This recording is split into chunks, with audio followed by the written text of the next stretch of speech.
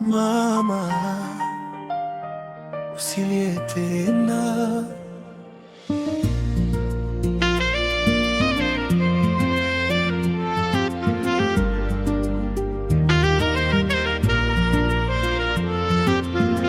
Mama, usilie tena, machozi yako nayafuta. Mungu aliniinua, kitandani nilitoka. Bibi aliponiombea, safari ilianza. Leo naimba kwa sauti, ndoto yangu inawaka. Mama, usilie tena, ndoto yangu inawaka.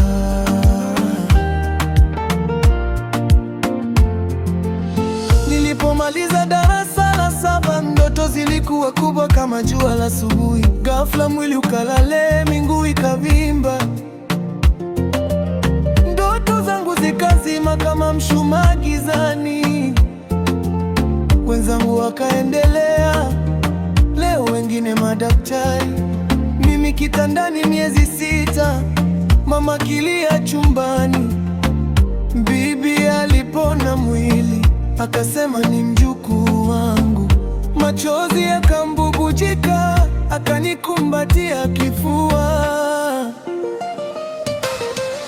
Mama, usilie tena, machozi yako nayafuta.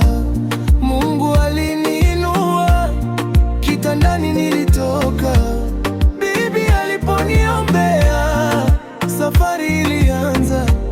Leo naimba kwa sauti, ndoto yangu inawaka.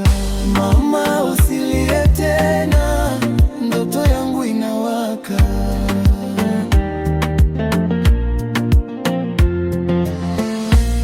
Bibi akanipambania, dawa na maombi usiku. Miezi 6 ikapita, Mungu akaninua.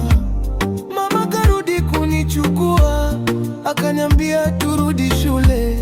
Nikafurahi moyoni, lakini pesa ilikuwa kidogo. Tarime tukafika nyumbani, mama katafuta nafasi, lakini ada kubwa mbele na wadogo wanangoja pia. Mama karudi analia, kimya kimya, macho mekundu. Mwanangu, kesho ungeanza, lakini pesa haitoshi. Nikamshika mkono mama, nikamwambia kwa upendo, mama, mimi niache, wapeleke wadogo zangu. Mama akalia zaidi, akasema nakupenda sana. Neno hilo moyoni mwangu ndio dawa ya maisha yangu. Leo naangalia wadogo wanasoma, wanafurahi. Ndoto yangu ilizima, ili zao ziwake nuru. Mungu hakunipa shule, lakini anipa sauti. Naimba kwa mama yangu na bibi alipigania. Kwa kila mtoto kitandani anayesubiri kupona, kwa kila mama anayelia kwa sababu ya ada. Mungu ana mpango wake, hachelewi, kaja kwa wakati. Ndoto zinaweza kuzima, lakini roho haiwezi kufa. Mama, usilie tena, machozi yako nayafuta. Mungu aliniinua, kitandani nilitoka.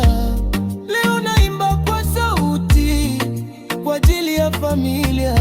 Mama, usilie tena, uwaroke anawaka.